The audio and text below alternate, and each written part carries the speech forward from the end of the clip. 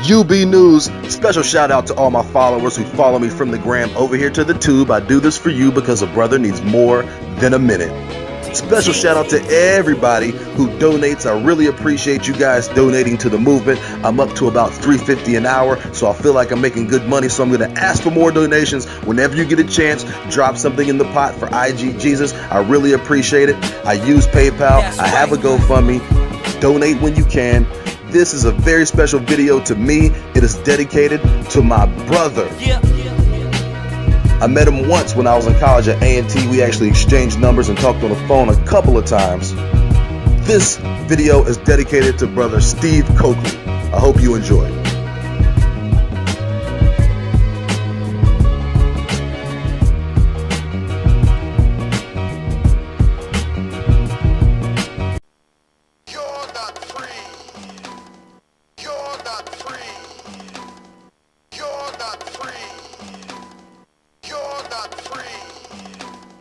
Sigma Pi Phi, the Boule. Think of it as the black elite establishment. The Boule is defined as the advisors to the king or the lower house of parliament. Sigma Pi Phi was established on May 15th, 1904 in Philadelphia. This actually predates the more well-known and universally considered first black fraternity, Alpha Phi Alpha. Its founders were Henry Minton, Algernon Jackson, Big Eddie, let me get some fries with my shake, Howard, Tricky Dick Jewface Warwick, Robert, also looking like a Jewface of Bell, and Eugene, where's my money Henson? The founder, Henry Minton, said that he wanted to model a black secret society similar to Yale's Skull and Bones. Henry Minton died in 1902 as one of the richest colored men in America. Sigma Pi Phi, the Boule, the fraternity is extremely elite. 126 chapters, only 5,000 members. Many with postgraduate degrees. Notable members include Martin Luther King, W.E.B. Du Bois, Vernon Jordan, Eric Holder, Thurgood Marshall, Messi, Jesse Jackson, Al, kind of saggy under the chin face, Sharpton, Bill the Pill Cosby, and Barack Hussein Sotero. This list consists of upper echelon black Greeks as well. Imagine a minor league for house niggas, if you will. Some people ascend to Boule level after acquiring a great level of professional success, but just like any fraternity, being a legacy helps. This is the wealthiest group of black people on earth, a unified squad of uppity Negroes sworn and blackmailed into secrecy by the Zionist global elite. The lower level of Skull and Bones. Blacks were once considered 3/5 of a human. The Boule is 1/5 of Skull and Bones. Simply a tentacle to a multi-headed serpent.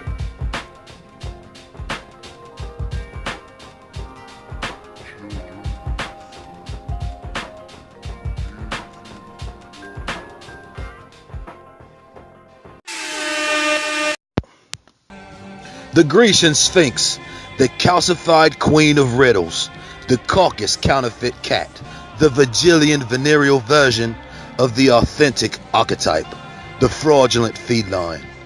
Legend states she would force men approaching the kingdom into orgies with 3 eagles and a female lion for the purposes of creating a baby sphinx or baby griffin.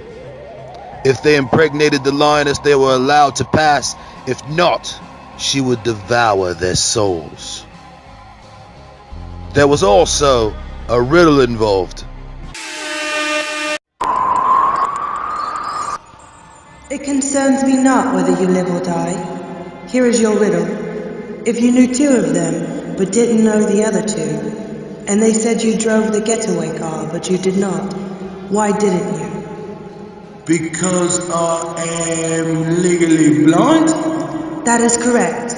You may pass.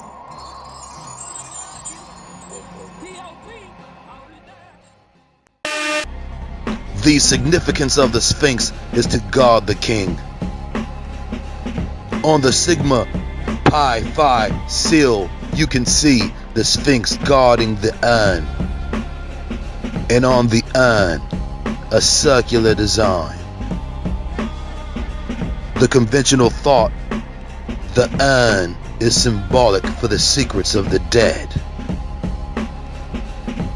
Who is she guarding secrets for?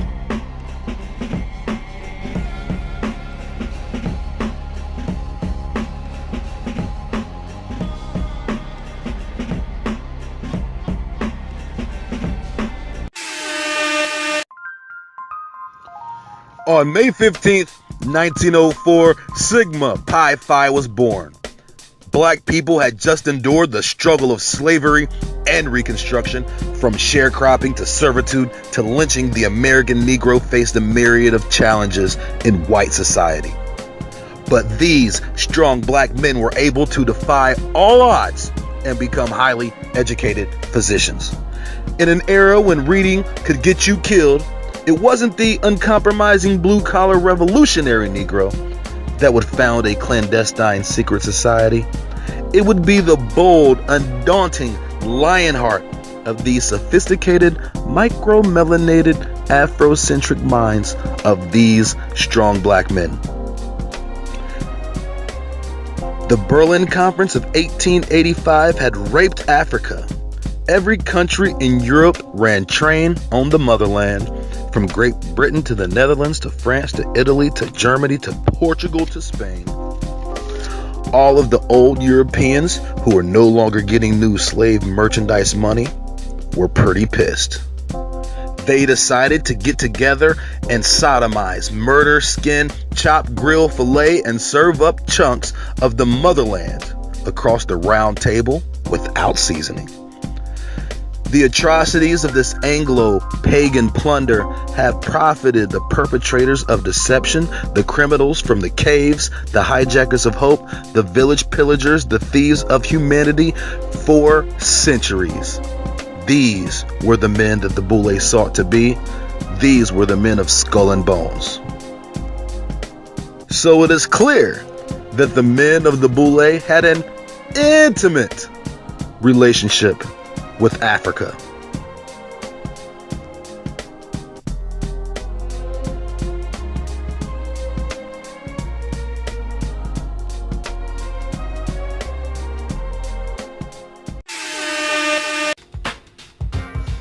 During the molestation of Africa, these men were fearlessly establishing their careers in America. Henry Minton had the first black drugstore in the country. He also became superintendent of a Philadelphia hospital. Algernon B. Jackson, another strong black brother, wrote a column called Afro Health Talk. He loved to experiment on Negroes and even suppressed results from experiments that proved chemical and genetic superiority in blacks because he was a huge fan of eugenics. Such accomplishments for these men. 80 years before integration, this man was admitted into the University of Indiana. McKinley, Roosevelt, Taft, and Wilson, the 1920s Harlem Renaissance gave birth to a new class of intellectual Negro. NAACP founder, Alpha Phi Alpha founder, and Boule boss W.E.B. Du Bois was at the top of Massa's poll, when all of a sudden he started receiving opposition from within the black community, specifically from the supporters of Marcus Garvey. Du Bois supported integration and produced those results by founding the NAACP along with the help of Jewish whites and allowing them total control of the organization. However, Marcus Garvey believed in separatism and blacks governing themselves independently.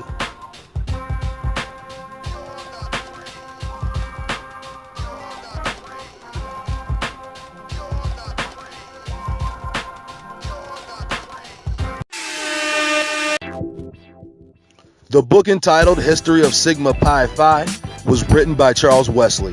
Wesley himself was also a member of Alpha Phi Alpha, as well as a Prince Hall Freemason. Wesley was one of the most accomplished blacks in history, a graduate of Fisk University in 1911. He obtained a master's from Yale in 1913 and a PhD from Harvard in 1925. The boy also got his own key. And when I say the boy got his own key, he got his own key. Phi Beta Kappa key, that is, from the oldest fraternal organization in the country. He was president at Wilberforce. He founded Central State. Any book written by Charles Wesley that says the history of, be prepared to fork over your lunch money. He is the foremost scholar on black fraternal organizations and Prince Hall Freemasonry.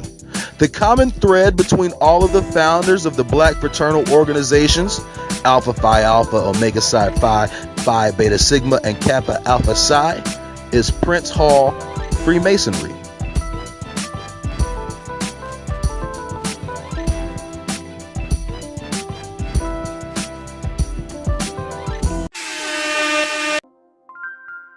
Prince Hall, an ambitious British Negro who lived in Massachusetts, a free black who gathered with 14 other black men and asked to join Boston's St. John's Lodge, but they were rejected. After getting curbed by the wicked high Masons in Boston, they persevered and were finally accepted into the Grand Lodge of Ireland, Lodge 441. This lodge was a branch of the British military. These black Masons were at best token second-class members. They could only participate in rituals and ceremonies. They could even rock the dope threads, but they could not earn Masonic degrees.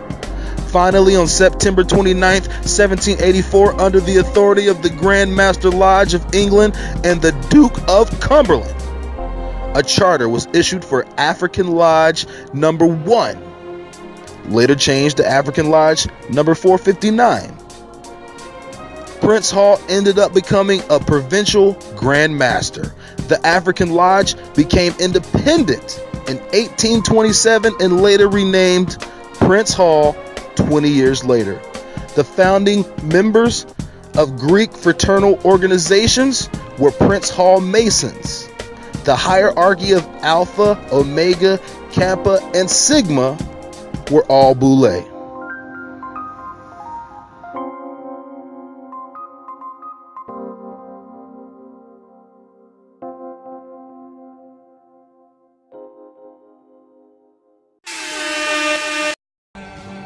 The Grecian meaning of Boule, advisors to the king or the lower house of parliament. Similar to a small council, in Greece, these would be mid-level employees of the state, administrative, magistrative, public servants. Male members of the Boule are called archons. An archon in Greece would be ruler of public service. I also found an alternative definition for archon in the teachings of the mystery schools, in which is implemented and practiced in Freemasonry. An archon is an alien force that intrudes the subliminal human mind and deviates our intelligence away from its proper, sane applications, i.e., a psycho-spiritual parasite. But I'm sure they're just talking about the administrative employee when they refer to themselves as archons.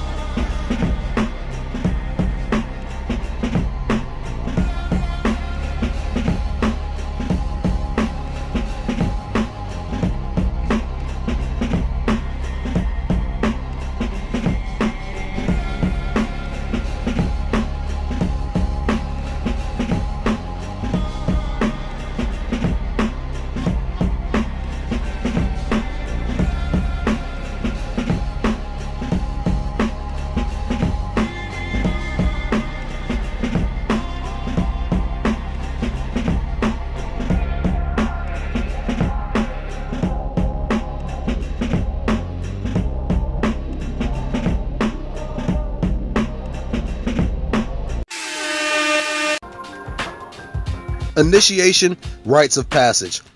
All fraternal organizations have an initiation process. These rites of passage are extremely secretive, and these rituals involve backside blackmail, caboose abuse, butt bonding, ass extortion, rectum relationships. The ancient Greeks didn't share the same ideas about butt bonding as we do today. In ancient Greece, gay sex between men was a normal part of society. Interestingly, they didn't consider a man gay if he had relations with the same sex. As long as he took the dominant position, he would still be considered masculine. On the contrary, for the man who received infiltration. In Greece, being a bottom or a receiver of butt love was considered a great insult for any man who valued masculinity.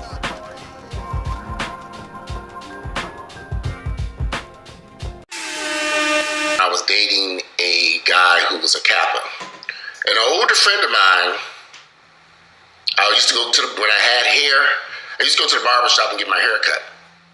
And a friend of mine who was my barber asked where the guy I was dating was at. And I said, well, he is in Miami hanging with his frat brothers on on a cruise. And I remember he spun that chair around and said, you let your partner go to Miami and get on a ship with other Kappas. Do you know what's going on in that ship? And I was naive. I was young. I didn't know. I'm like, he's with his frat brothers. He said, man, they're on that ship fucking. It's a big old sex party going on that ship right now as we speak. And I remember sitting there thinking, are you kidding me? And it all started to make sense.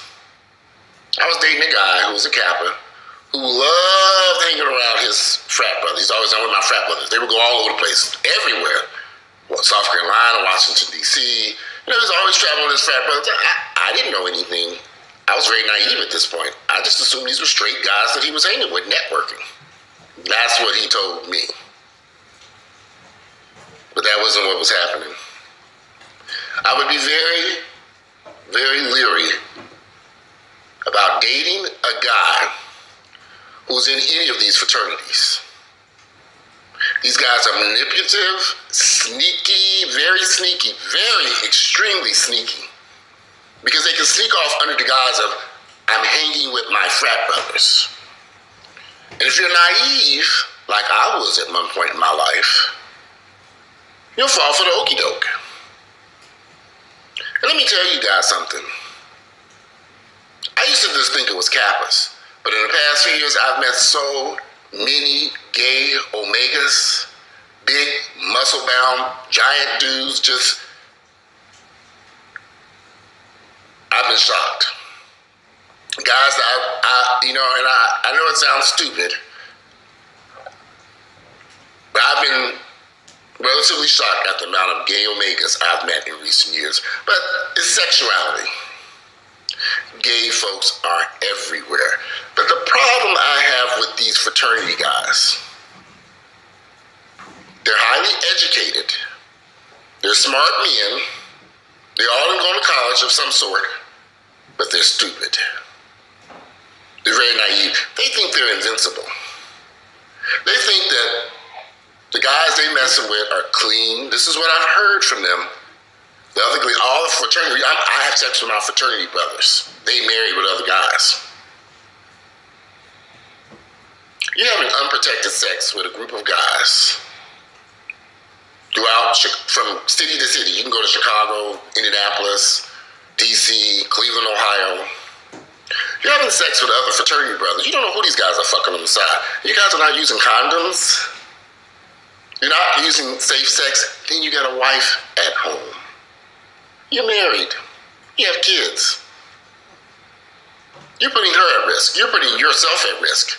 Are you that naive? These guys think they are invincible. Many people are familiar with the initiation rites of Masonic organizations like Skull and Bones, where members lay naked in a coffin and confess personal secrets, and sexual conquest, but some may not actually know that members forcefully turd burgle initiates and engage in gay sex. These members are sworn to secrecy, and with the looming ass extortion hanging over them, the motivation to stay silent is tightly packed in.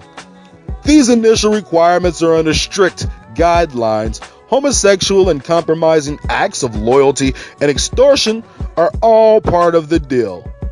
This is the point of no return. You may never speak of these secrets unless you want to die. Whenever a black man levels up in society, expect trunk intrusion. We call this next level butt play. Any brother you see in a dress has had to deal with some sort of pothole pillage. These are specific ritualistic practices concealed in secrecy yet maintained and externalized in various forms, sometimes in front of the masses, but mostly behind closed doors. Many of the top blacks of all time have been stabbed repeatedly in the taint drain by a calcified caucus twig. Some people even believe that this 2-inch twig has been log jamming the advancement of blacks in America for nearly 3 centuries.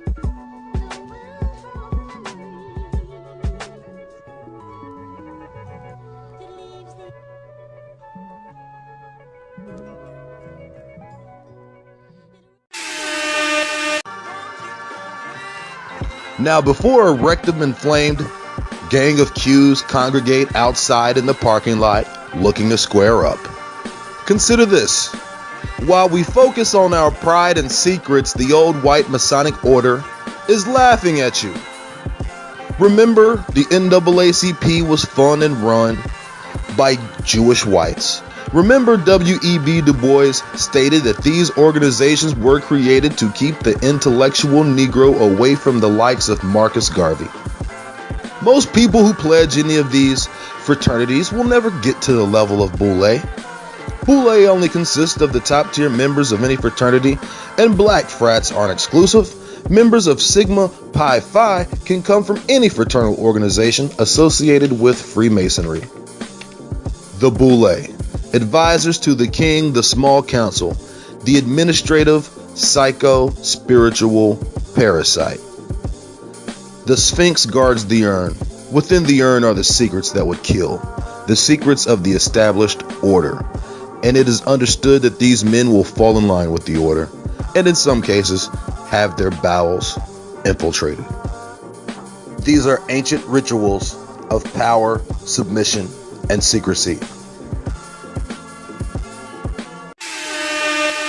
Never before in the modern age has a great and civilized folk threatened to adopt so cowardly a creed in the treatment of fellow citizens, born and bred on its soil. Stripped of verbose subterfuge and in its naked nastiness, the new American creed says, "Fear to let black men even try to rise, lest they become the equals of whites." This in the land that professes to follow Jesus Christ. The blasphemy of such a course was only matched by its cowardice. This was the statement of 1906. The NAACP, organized in 1909, added to the program of the Niagara movement the realization that the fight for Negro freedom could not be carried on by Negroes alone, but by a national movement which united Negroes and whites. In this section of the world are not entirely free from this unkind, unsympathetic, and uncharitable behavior of the groups or races around us. But since man has been placed on his own responsibility, whether he be black, white, or yellow, he must act on his own account. We will not unduly whine or complain, but reason among ourselves and see what can be done to remedy this state of affairs. Life is a conflict. You have to fight your way through it, whether you will it or not. Those of us who are able to fight most stubbornly live, accomplish most, and to them go the laurels, the palms, and triumph of our civilization and world. We unfortunately have not been trained nor educated in the truths of life, paradoxically so. May I say something to you to give you a true knowledge of yourself and life, so that the same glory and success attained by other men who understand themselves may be yours. Man in the full knowledge of himself is a superb and supreme creature of creation. When man becomes possessor of the knowledge of himself, he becomes master of his environment, the captain of his own ship, the director of his own destiny, the accomplisher of his own ends. Man should understand himself because man is full of knowledge, and this knowledge is a gift of nature.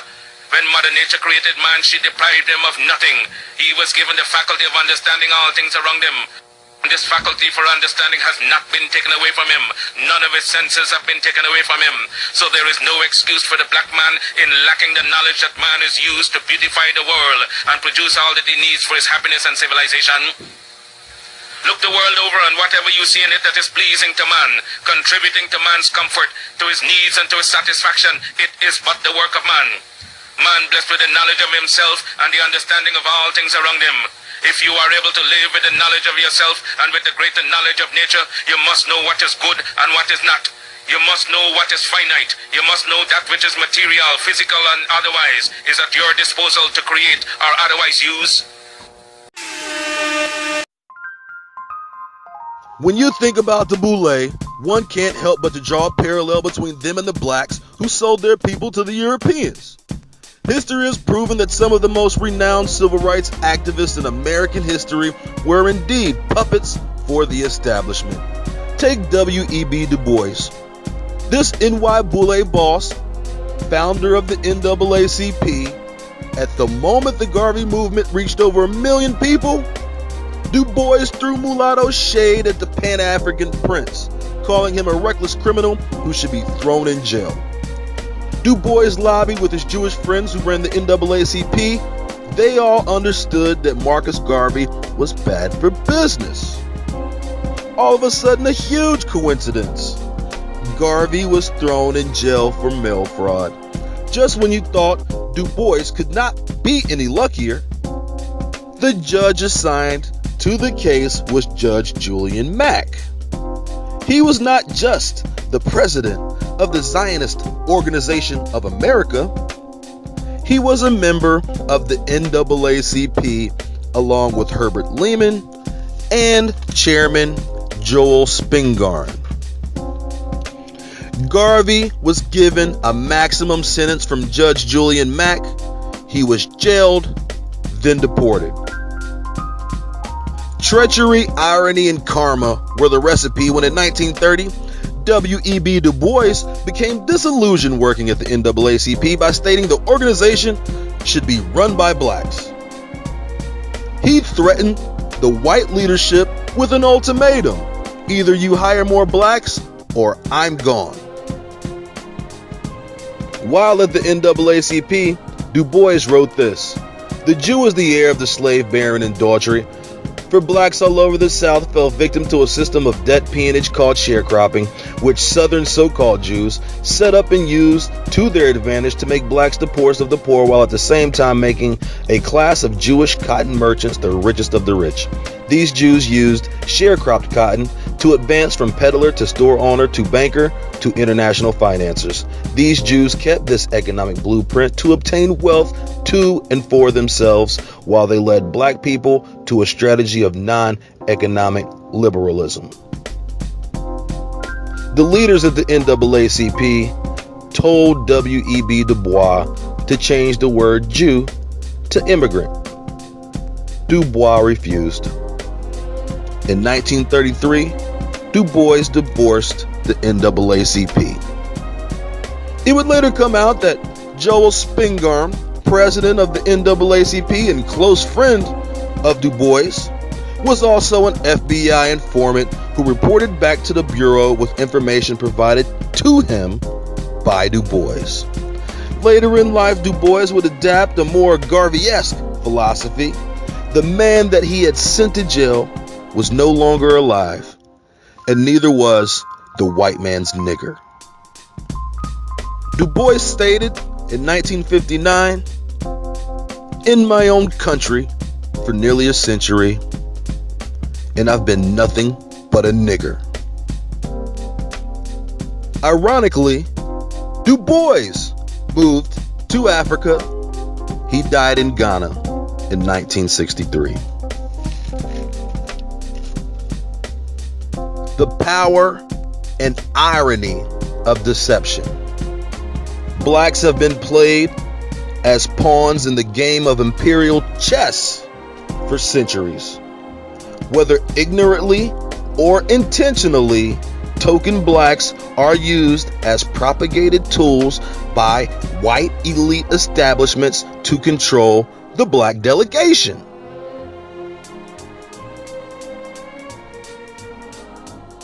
An alien force that invades the human subconscious mind and deviates our intelligence from our proper, sane applications. A psycho-spiritual parasite. Beware of fraudulent blackface organizations.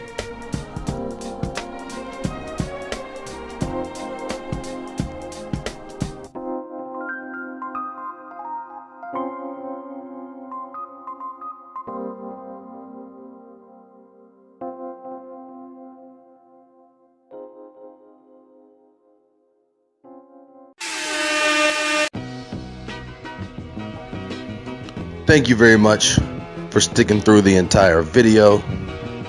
Rest in power to brother Steve Coakley. We will continue your legend. For anyone who doesn't know, brother Coakley is the one who put the Boule on blast. Steve Coakley is a good brother. I met him at A&T. We exchanged contact information. And he was really just a brother who was there and available to shed and spread information. Much love to brother Coakley. Much love to everyone who watched the entire video. And of course, much love to everyone who donates.